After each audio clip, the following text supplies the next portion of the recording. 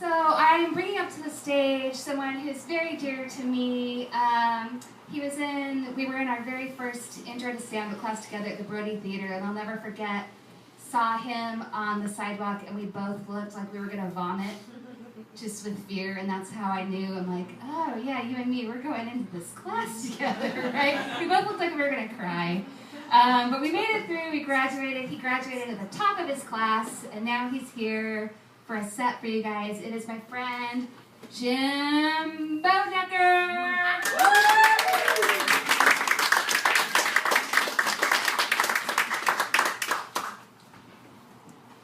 My dog tried to do an intervention on me recently.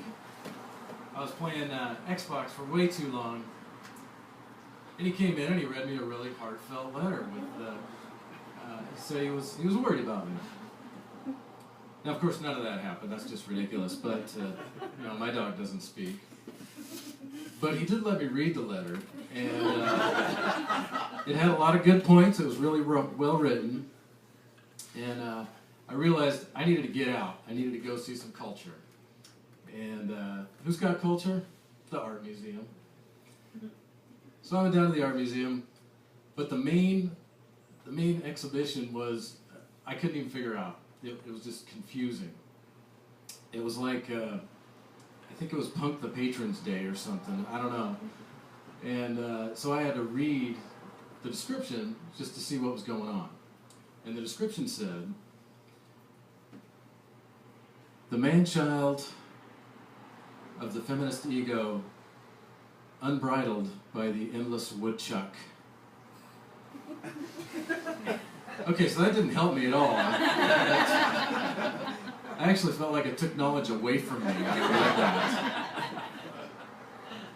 And the exhibit was a bunch of ordinary household objects wrapped in twine. It was like I paid money to go to Goodwill's dumpster. But the best part of the exhibit was there was this projection of this black and white, grainy film of scissors just repeatedly cutting twine. And the reason I liked it so much was because I could do some shadow puppets with that. This display sucks! I want my money back! Is that security over there?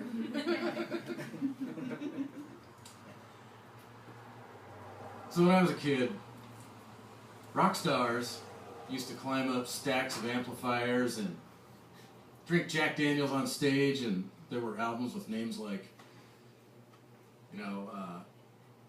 Screaming for Vengeance. And I feel like now I turn on the radio and I try to listen to the new stuff and stay up with it.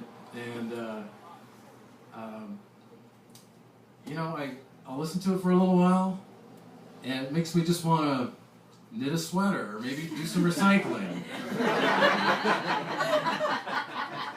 When I was a kid, like the Scorpions would come on, and I'd want to steal a Trans Am and do some donuts in front of a cop car.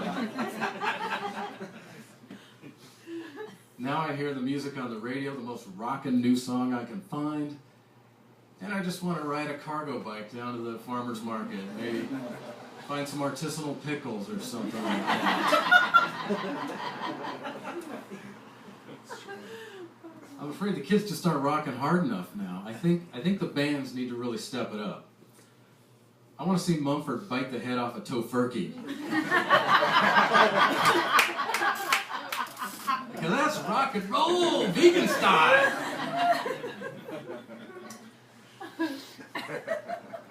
I don't think I can go back to my favorite diner anymore.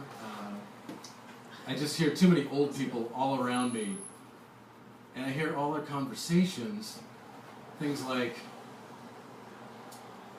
it's been going downhill since Jimmy Carter. Social Security's screwing me over again. Well, he was doing fine until 2 years ago. Then he got the rectal cancer. Okay, great. All right, I'm done with breakfast. Thank you very much for that. I went and I picked up a prescription for my dad the other day, and it turns out he's got really good insurance. Because I picked up $115 worth of medicine, and it costs $6.50. Now, I don't have any regular prescriptions, but I do like pizza. So, what if we had pizza insurance?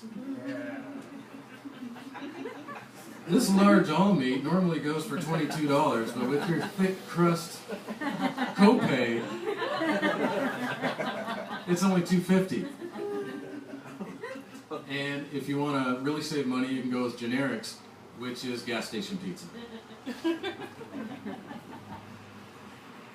If you go with your preferred pizza provider, you can get a extra large, triple meat, cheese in the crust pizza for 14 cents. Of course, if you go to Canada, you can get that for 13 cents. So. All right, thanks everybody.